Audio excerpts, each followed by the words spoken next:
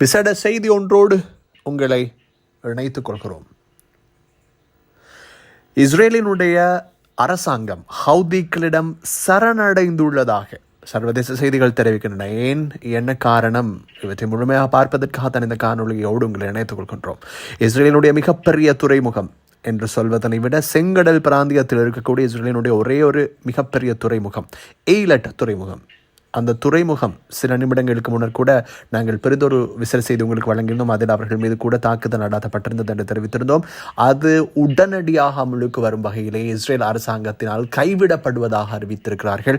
கைவிடப்படுதல் என்றால் தற்காலிகமாக மூடுதல் அல்ல. அதாவது இன்று ஹவுதிகள் தாக்குதல் நடாத்துகிறார்கள், ஆகவே இன்று மூடிவிட்டு நாளை திறக்கிறோம் அல்ல, முற்று முழுதாக நிரந்தரமாக மூடுவதாக அறிவித்திருக்கிறார்கள். ஈரானினுடைய பிரஸ் தொலைக்காட்சி இப்போது இஸ்ரேலினுடைய இந்த தகவலை அவர்கள் அறிவித்திருக்கிறார்கள். குறிப்பாக ஹவுதிகளினுடைய தொடர் தாக்குதல் காரணமாக வலுவிழந்து போயிருக்கக்கூடிய எய்லட் துறைமுகம், அதனுடைய பொருளாதார ஸ்தலம்பல் நிலைமை காரணமாக, அதாவது தளம்பலினுடைய ஸ்திரமின்மை காரணமாக, பொருளாதார ரீதியாக அவர்கள் நலிவுற்றிருப்பமை காரணமாக அவர்கள் இப்போது முற்றிலும் இந்த தீர்மானத்தை எடுத்திருப்பதாக தெரிவிக்கப்படுகிறது. குறிப்பாக அதனோடு இணைந்து இன்னும் சில விடயங்களும் வெளியாக இருக்கின்றன. குறிப்பாக எதிர்வரும் 20ஆம் தேதி முதல் இந்த துறைமுகம் முற்றிலும் மூடப்படும் என்று இஸ்ரேல் அறிவித்திருக்கிறது. இஸ்ரேலினுடைய அரசாங்கமும் அதனை உறுதி செய்திருக்கிறது. கப்பல் மற்றும் துறைமுகங்கள் அதிகார சபை அதனை அறிவித்திருக்கிறது. ஒரு சுற்றறிக்கை மூலம் அதனை தெரிவித்திருக்கிறார்கள். ஈரானினுடைய பிரஸ் தொலைக்காட்சி அதனை வெளியிட்டிருக்கிறது. அதே போல தொடர்ந்தேச்சியான ஹவுதிகளினுடைய தாக்குதல்கள், அந்த தாக்குதல் இதற்கு நலிவு வைக்கும் காரணமாக இருப்பமையும் அங்கே உறுதி செய்யப்படுகிறது. தொடர்ந்தேச்சியான ஹவுதிகளினுடைய தாக்குதல் எய்லட் துறைமுகத்தினுடைய நலிவுறு தன்மைக்கு காரணமாக இருப்பமை உறுதி செய்யப்படுகிறது.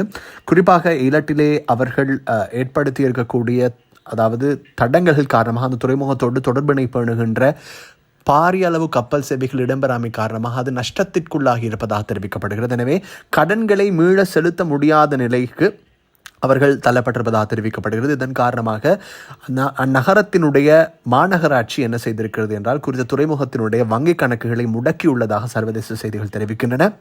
அதே போல மில்லியன் கணக்கான ஷெக்கல்கள் இஸ்ரேலிய நாணய அலகு மூலம் கடன்கள் செலுத்த இன்னும் எஞ்சி இருக்கின்றமை காரணமாக இந்த நிதி நெருக்கடிகளை கருத்தில் கொண்டு அவர்களும் இதனை உடனடியாக நிறுத்தி இருப்பதாகவும் சர்வதேச செய்திகள் தெரிவிக்கின்றன. எனவே வங்கிக் கணக்குகள் முடக்கப்பட்டால், வங்கிக் கணக்குகள் முடக்கப்படும் போது அங்கே பொருளாதாரத்தை முன்கொண்டு செல்ல முடியாது. எனவே இதன் காரணமாக துறைமுகங்களினுடைய முகாமைத்துவம் இதனை அவர்கள் செலுத்தாத கடனுக்காக இந்த நடவடிக்கையை மேற்கொண்டிருக்கிறார்கள். எனவே அவர்களும் இதனை உறுதிப்படுத்தி இருக்கிறார்கள்.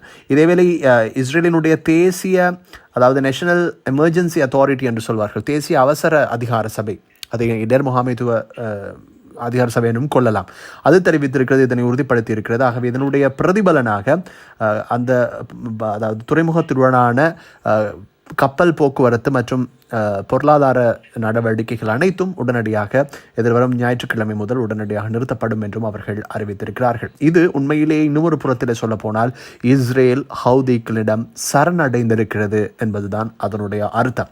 அதன் அடிப்படையிலே ஹவுதிகளினுடைய பலமான தாக்குதல் இதிலிருந்து எங்களுக்கு புரிந்து கொள்ளலாம். குறிப்பாக கிழக்கு உலகத்துடனான இஸ்ரேலினுடைய தொடர்பினை பேணுகின்ற மிக முக்கிய மத்திய நிலையமாக, குறிப்பாக கடல் பிராந்தியத்தினுடைய போக்குவரத்துகள் எடுத்துக்கொண்டால் இந்த துறைமுகம் விளங்குகிறது. குறிப்பாக ஏற்கனவே சுயஸ் கனல் என்று சொல்லக்கூடிய சுயஸ் கால்வாய்க்கு மாற்றீடாக பயன்படுத்தப்படுகின்ற கப்பல்கள் அங்கே வந்து செல்வதற்கான ஒரு வழிவகையும் இருந்தது.